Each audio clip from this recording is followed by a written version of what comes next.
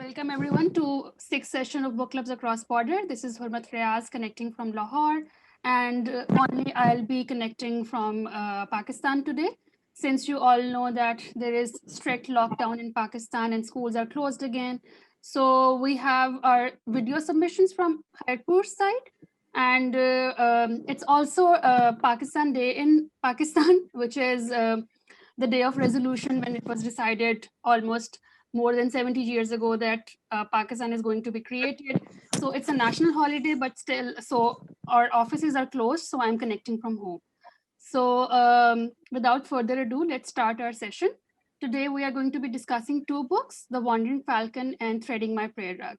So the way that we are going to divide this session is first we can discuss either of the books. If you want to discuss Threading My Prayer Rug, we can start from Threading My Prayer Rug in the first half.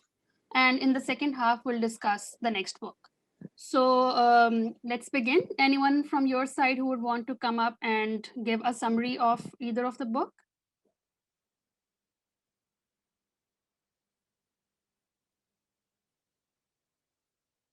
Hello?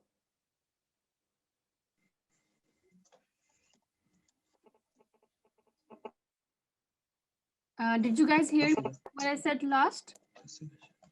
Okay.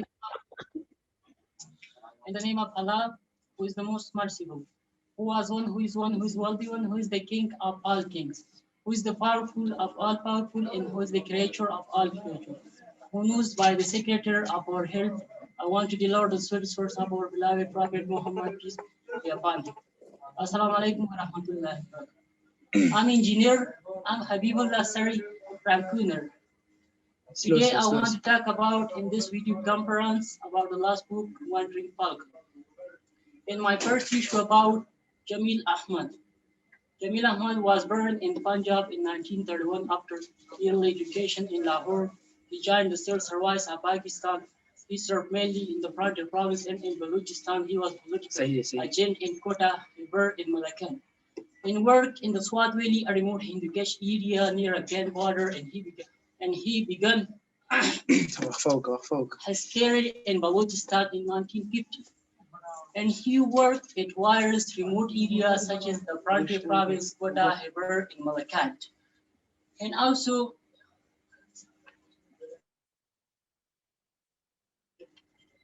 his experience in this tribal and his work, which was mainly focused on the leaves of the tribal villager, and also he was also chairman of the Tribal Development Corporation. He was posted as a minister of Pakistan and based in Kabul at a critical time before and during the Swedish invasion of Afghanistan. And he lives in Islamabad with his wife Hilda Ahmad. He married Hilda, whom he met during his London years. And also, he was critical of his early attempts at poetry for religion to try to promote his work. The Wandering Falcon, which was nominated for main Asian, and the Wandering Falcon, which was nominated for main Asian Film Prize in 2011. Jamil Ahmad stashed away his first draft, living in untouched for 3 decades, and also Jamil Ahmad was 75 retired from the civil service, and also living in the Pakistan capital Islamabad. Two young Pakistani women, Lahore-based bookseller Aisha Raja, and also a Karachi-based columnist Faiza Sultan Khan. And also Jamil Ahmad, 2 years later, Jamil Ahmad, and called on Pakistani editors for main competition. Ahmad's younger brother insisted that he must soar in his work. 2 years later, Jamil Ahmad met his debut as the 78th writer of The Wandering Falcon, one of the finest collection of short stories in to come out in this issue. And my second issue about the betrothal of Shahzarina. Shahzarina was the eldest daughter of Fatima Ahmad, when the new mosque of Sud and Cement was being contracted. And Fatima Ahmad was very disappointed. In fact, he soon had a couple. Fatima Ahmad was a very disappointed man. In fact, he saw critical and demanding that the contractor And also Fatima Ahmad had as the local morale prison with new mask and guard the wars of air. Fatima Ahmad was a very spotted man in fact. And also Fatima Ahmad and he soon had a scuffle with the new preacher in guard. The words are paid, but Muhammad beautiful was floated into the air calling. The pale put to prayer in spite of his best before the new preacher could neither and Fatima lived with his family in one of the old house in small community. Fatima's children were all daughters. He had 8 of them, which included an 18 years old. And also Shazarina had been a pretty girl. When she grew up, she might have been described as beautiful. And Shazarina, chicks were born with the wandering. She was being subjected to particularly from the married woman. They, in the mornings after the belief, Shazarina would clean the room and bring in her few belongings and spread them out. And she would then prepare the meal, cooking large quantities of rich and al Shazarina, like underwent another change for the worse. And her husband made sure then Shazarina would not give another chance to her to the animals, and also Shazarina could not join her husband. After a few months, Shazarina broke down and ran away from her husband. And my third issue about the deed of camels. He called himself Sardar Karim Khan Harod by men of his tribe and other by men of his tribe and other his hair gave greatness to his still even his eyebrow and eyelashes looked like that, which separately fell and slow clinging bravely to a cliff face. And and he always walked in the company of his youngest son Naeem Khan, who was a preaching picture replica of his father, and with the some square shoulder striking figure. Naeem Khan called himself Krunal. And as with his father, Numan Dart asked him that road trip number about a village man whose entire life was spent in wandering. And with the season in a tomb, they would gather their flock of sheep and herds of camels. And the men were busy unhitching the panniers from the animals and bringing their loads to tents. Uh, and mostly corporate dry fruit and nuts, which they carried them to sell in their cities. And the women too were busy, cooking and milking, and the she camels and sheep were sucking their babies. Sometimes they were tired and needed rest before they began their responsibility of guarding the camp. And also regarding the camp during the hours of darkness, Dohan his son carried in the last food and placed in the tents of his younger wife, that was Mujana, and turned to cook for the family. And that evening, but the other wife was helping her by baking the bread. Time is short, should not miss your time. Thanks a lot.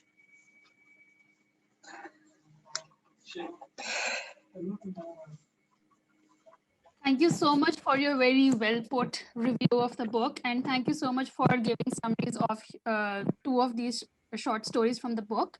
I believe these were your favorite short stories from the book, which you gave summaries of.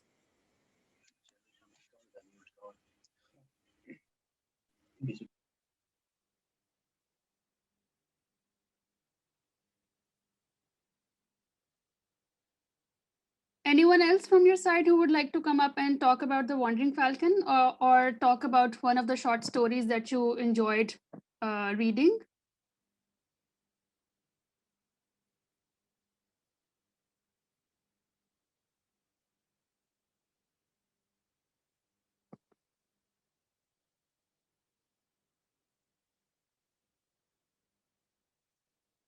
Can you guys hear me?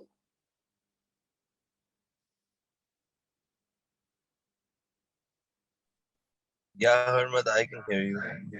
All right, thanks. We have LLC Asadabad girls side connected with us as well.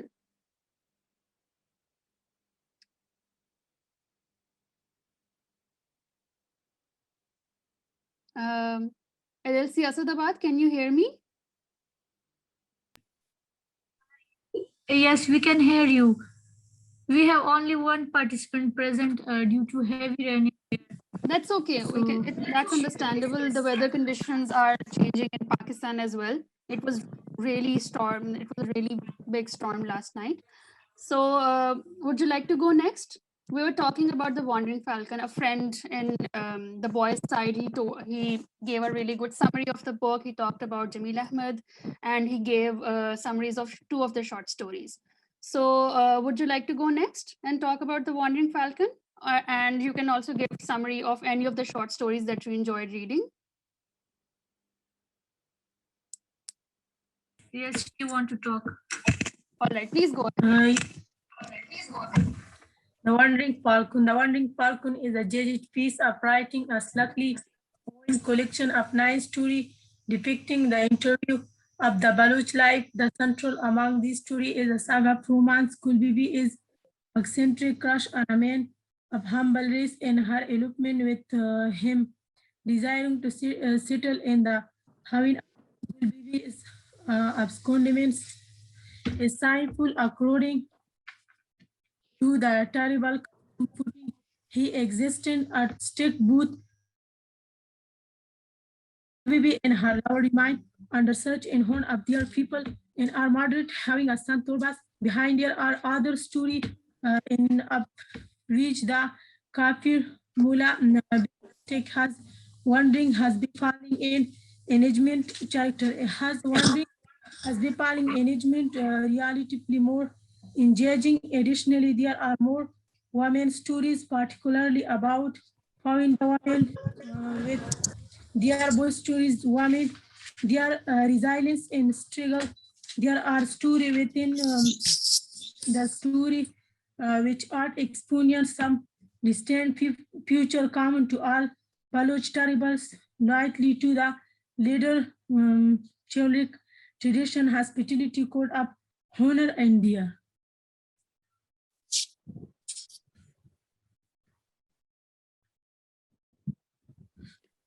Thank you so much for sharing that. Would the boys' side like to go next? I think there is someone ready to talk. Bismillah karo. Bismillah Rahman Rahim, in the name of Almighty Allah, who is the most kind and most merciful, who is the creator of all creatures,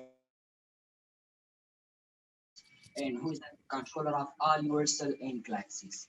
I'm one of the members of BCAB community From Kunar. from Kunar, Afghanistan. I have taken a so short summary from this book because the book sent to us so late.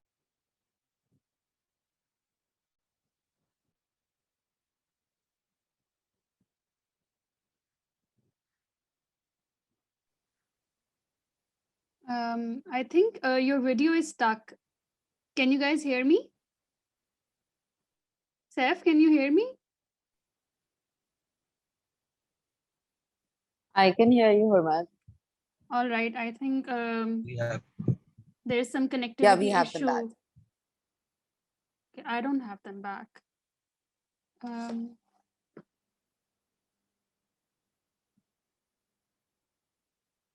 Hello, Kunar, can you guys hear me?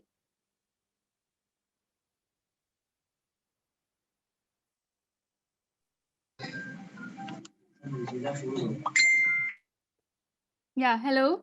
Please Who resume. is the most merciful? Who is the creator of all creatures? Who is the king of all kings? Who is the ruler of all galaxies and universes? First of all, I want to deliver the sweetest words of Muhammad, peace be upon him. Assalamu alaikum wa rahmatullahi wa Oh, सही है I'm Navid.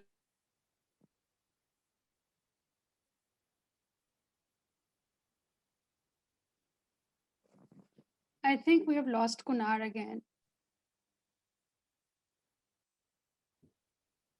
My rough trade. Trading my rough trade design in many ways. Sabiha Rehman's memoir, Trading My Rough Trade, is an immigrant story of assimilation, including the difficulties and happy surprises she discovers in the process of becoming American citizen. Early in the memoir, the 20-year-old author leaves her family and everything she knows in Pakistan as the new bride of a young Pakistani doctor, completing his residency in New York. Though this is an arranged marriage, she immediately begins to love her new husband Khalid, who is handsome, hardworking, but kind and kind. But perhaps his greatest attribute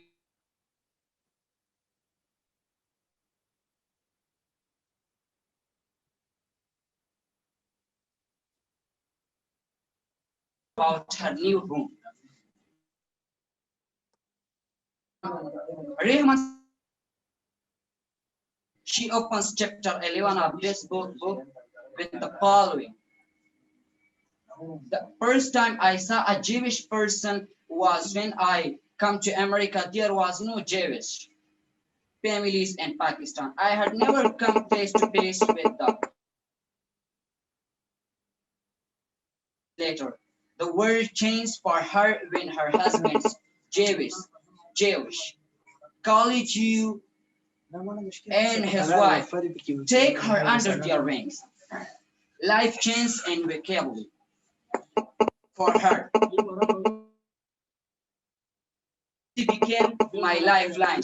She writes then later. If it didn't take long for my mind and heart to fall upon, Rehman constantly reiterates moments such as this. Using the prayer rug as a recurring motive and symbol, Rehman is forced to deal with cultural differences that she traced back to her childhood. Though she admits with cultural that she knows of her faith is more a function of living in the Muslim country, that personal belief. She realized that she cannot be passive or blaze about her faith in America. She becomes a representative and emissary ambassador for the faith while embracing the values and customs of her new country in Pakistan. Being a Muslim was more a matter of cultural lifestyle than strict religious dogma. Though she admits to never having set foot in a mosque or even observing the designated time for daily prayer, the birth of her challenge Rehman to rise them with her cultural values with leaving as their Staten Island address. As I read this book, I often recall the stories my mother used to tell me about how leaving a small Italian village and coming to Brooklyn just before WWII in her town. Catholicism was part of very aspect of life and just a matter of attending Sunday mass. Every spoke Italian only and had generations of shared heritage. The peasants instantly assumed and their beliefs and practice were universal and Brooklyn. They quickly learned the opposite. Those who choose America as their new home have a struggle. And it is no different for Rehman. In the memory readers my appraisal at Rehman's style, phrases like stuff like that and kata some slang should probably be avoided. Slangs who versify best when it is used deliberately to create a sense of time or place. Rehman's use of the second person to address to reader feels just plain awkward. Who is Rehman addressing when she says, sorry to hurt your feelings? We were Republicans. Rehman's often interrupts and her and narratives by entrusting brave flashbacks of memories that serve the distract rather than illustrate. Also, awkward is her use of italics used to signal stream of conclusions of flashbacks that has a weak connection to what produce follows. In trading my friend Rehman's attempts to educate the reader about, given that father was a Shia and her mother a Sunni, she brightly explains why the schism between the two major sects exists around a deep dispute of succession that arose after the Prophet Muhammad passed away. She offers a bright explanation for Why Ramadan is literally a movable feast. The Islamic calendar is based on the lunar cycle. She writes, every year begins two days early. Each consequently, one gets to experience fasting in all seasons. Earlier, each importance of giving alms and the Hajj up to the faithful. All of this demystifies a religion that is often misunderstood or even vilified. When there is so much misunderstanding about the Muslim world, their tendency to upward to the apologize or defense is understandable. Rahman may be trying to do a little of both. For generation immigrants of different faiths and background have been attracted to this country because of the freedom we all value. This may be lost on some during the continuations election season, but is not lost on Sabiha Rahman, who believes nothing erases or consumed nothing about a cultural good move than putting a human face on it. This was the short summary which I taken from this. Thank you. Thank you so much for sharing that. And while we are on this topic, I would like to tell you guys that in one of our previous sessions on Threading My Prayer Rug, we had the opportunity of inviting Miss Sabiha Rahman, and she told us that why she wrote this book. So she told us that when after the 9/11 incident, on one of the occasions when they were at the airport, they were stopped, and she had her grandson with her, and his name was familiar to one of the people who were on the hit list, who were on the terrorist list. And he was a 9-year-old boy, and he was asked to stay behind and to get clearance. And that put her in a real shock that just because her grandson's name is familiar, he was asked to stay behind and get some clearance. So that what prompted her to write this book. So I would like to ask you guys that since 9/11's incident, there is this taboo of terrorism on Muslims. And even though many years have been passed and we are still struggling with it, and we are still trying to find ways to get rid of this label, get rid of this taboo.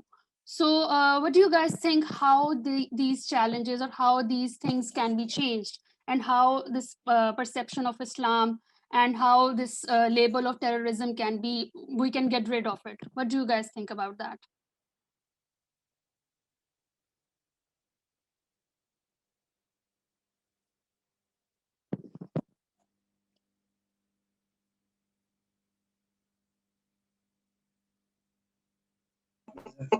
According to your question, when we work for our Islam and apply Islamic rules on ourselves, at the time we can depend from our Islam, and we can kick the people who distribute in our Islam religion. Can you And please as well, repeat that? There was some internet connectivity issue, so I couldn't get your answer completely. Can you please repeat that? If you struggle with this. If we work for our Islam religion, the time we can depends from our Islam, and as well can kick out the people who interfere in our religion, Islam. This is the answer. Anyone else who would like to answer that? LLC Asadabad, if you would like to answer this question. Even Sabiha Rahman's attempt of writing this book, Threading My Prayer Rug, was the reason behind it, so that she can tell people from other communities that Muslims are not like that, and Muslims are just humans like you, and we all want peace. So what do you guys think about that? I would really like to know that what do you guys think, that how can we change this perception about us, about our community, about our religion?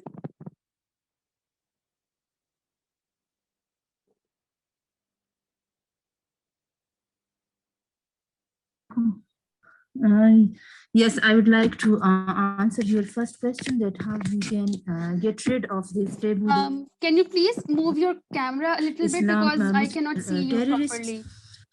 So Can you by please move your camera towards yourself? Yeah, yes, thank you. and like there is a misinterpretation about Islam that all the Muslims are terrorists, but we can get rid of this concept just by practicing our religion, Islam, in real means. When we as a Muslim, when we follow Islam in real means truly, so we can educate the world about our religion, that how, what is the teachings of Islam, what actually Islam is. So this is all about misunderstandings, that Islam is about terrorism and Islam is the religion of terrorism. But actually, Islam is the religion of peace. So by following Islam in real means, by practicing Islam truly, so we can educate the world that Islam is the religion of peace, and there is there isn't any concept of terrorism in Islam, so that the world can understand about Islam. Thank you so much for your input. I have a follow-up question to that. So you told and you put it really well that by following a religion and by educating people about that, we can really make a difference. So, but what do you think Yeah. about having cross-cultural communications like we are having? But since we all are Muslims here, so we understand where we are coming from. But what if we were to bring in a Christian or a Hindu or a Jewish person into this conversation? What do you think will, how will that make a difference? If we were to Well, talk, yeah, please go ahead. throughout in my educational record, I have spent many time with Christians, even in Jewish community. There were many class fellows. I have done masters in psychology. I had many class fellows from a Christian religion. So when they came in our friendship group, there were no concept of Islam. They said that Muslims are terrorists. They like cruelty. But when they came and when they studied Islam in real means, so their concept was somehow very changed. Thank you so much for your input, and I'm really impressed that you were able to change people's perception about our religion and Yes. about our community. And I think that's how we can make a difference. And that's why Sabiha Rahman's attempt is very important in this aspect, that she uh, chose to write this book to make people of other religion realize that we are all not like that. Yes. So let's go to the boys section if they would like to answer this question.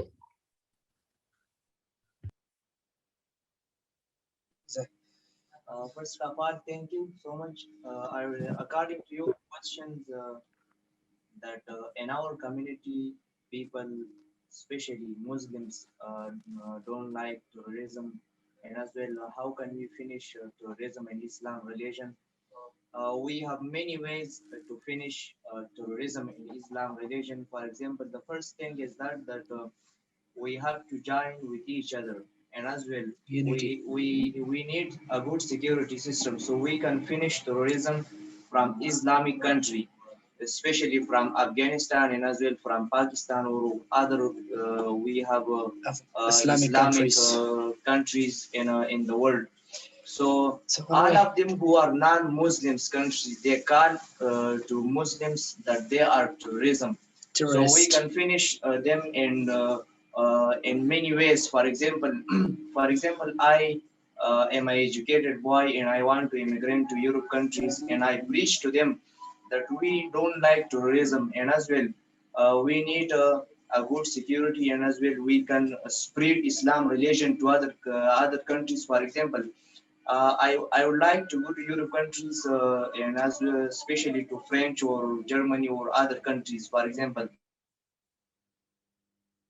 and I preached to them, and I told to them that come to Islam religion, and as well they accept when they accept Islam religion, we have proverbs, and as well we have too many things that if someone do something, for example, there is a man and he is not good man in our community, so he do something wrong as well in Islam religion, bad things, or for example, whatever he heard one, and as well he do that things.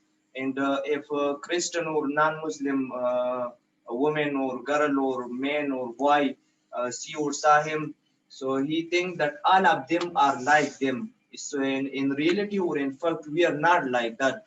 All people are not same. So this is the main reason we can finish, and as well they call tourism to Islam religion. Thank you so much for your input. And I was thinking on the same lines that if one person does something bad, so it doesn't represent the whole community.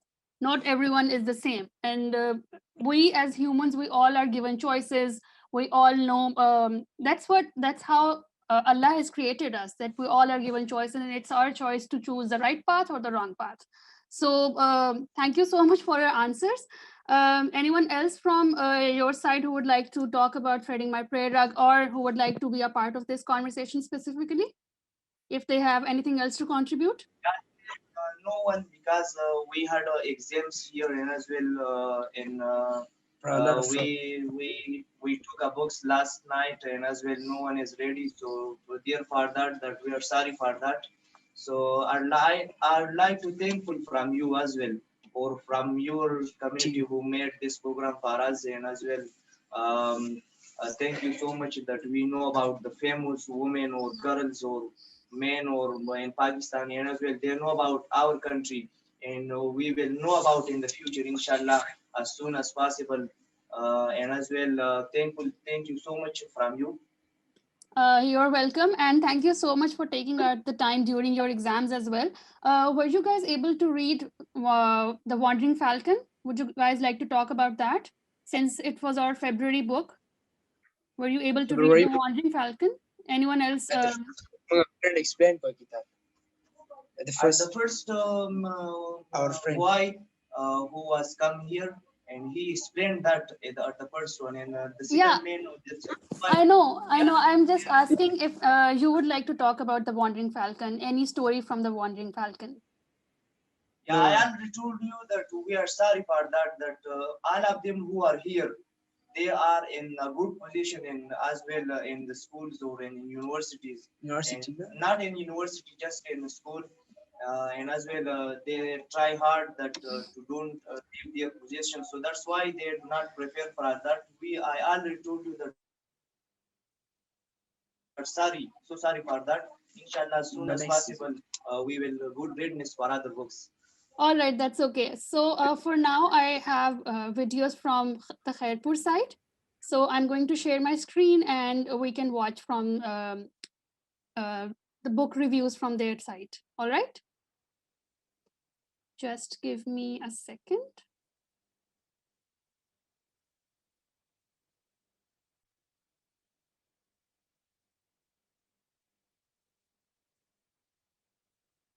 Can you guys see my screen?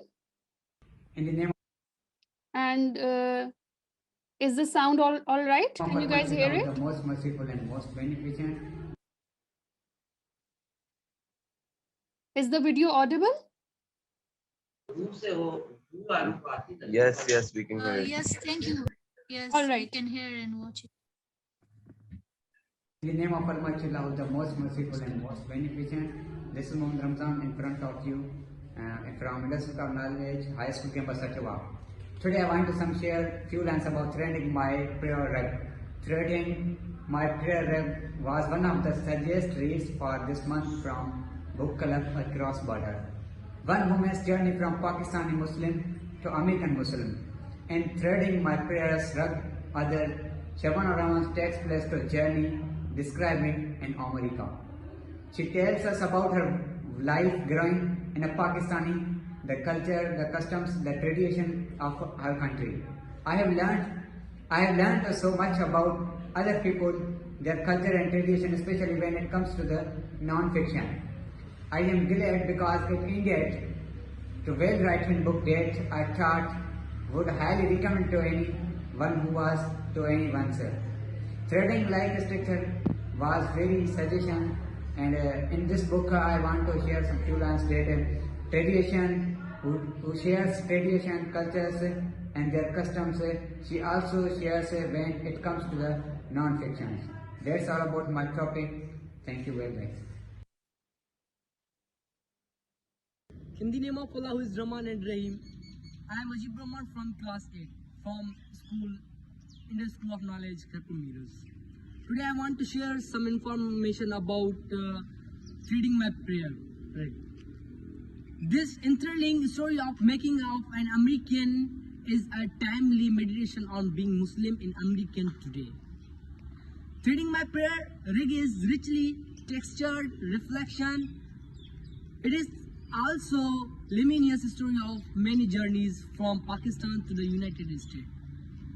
Studying an arranged marriage that become a love match lasting 45 years from scholar Muslim in a Islamic society to duet Muslim in a society enrolled of Islam and from liberal to conservative to American Muslim.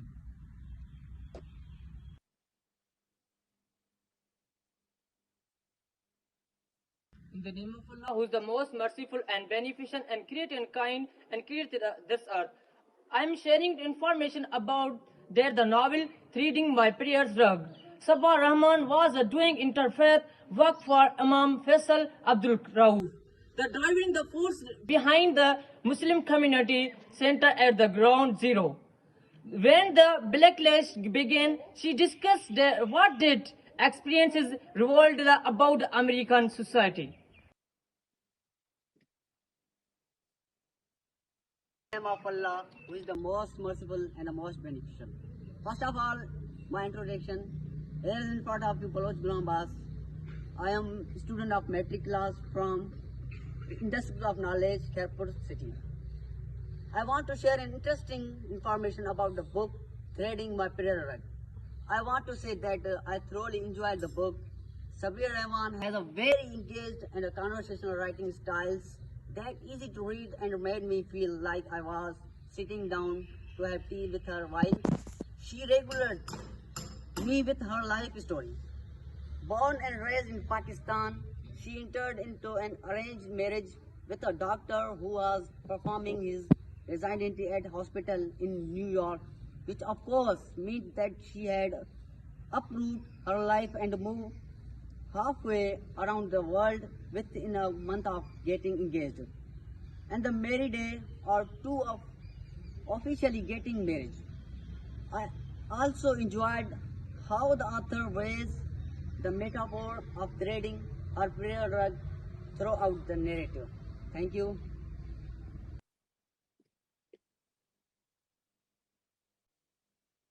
Were you guys able to watch these videos properly? We watched it.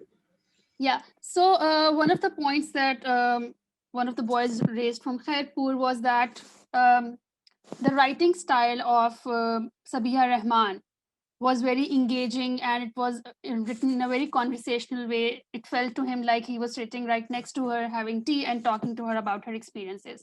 So I know you guys were not able to finish this book on time, but still, let's talk about this kind of writing style.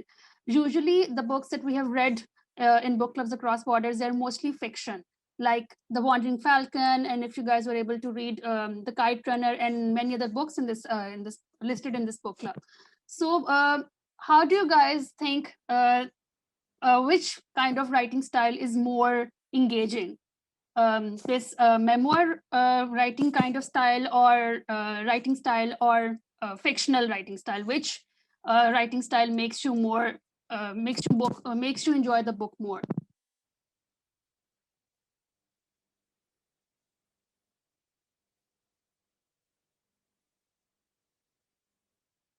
Yeah.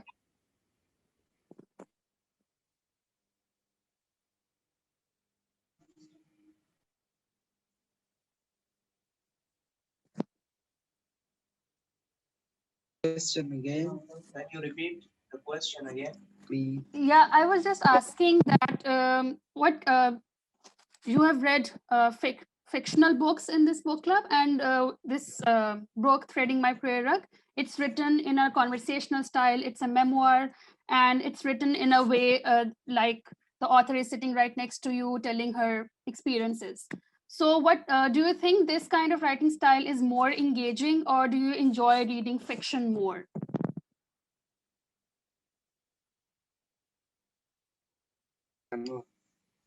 Yeah, both of them books are so good, but to us that we wrote that book that dating my rug, Prayer, right? that was the best book because he mentioned his life, what he did in the past, His what he will experience, do her in experience. the future, and what he Her services, experience or something else that he mentioned in that book. That's why this is the pretty book. Anyone else from your side who would like to come up and talk about this? Anyone from the back? Like fictionary books because it was very easy to read. So you think that memoir writing is more engaging because it's easier to read? Yes. Why do you think it's easier to read? The writing is too easy. Writing style is good. All right. Thank you so much. Anyone from the boys' side who would like to talk about this?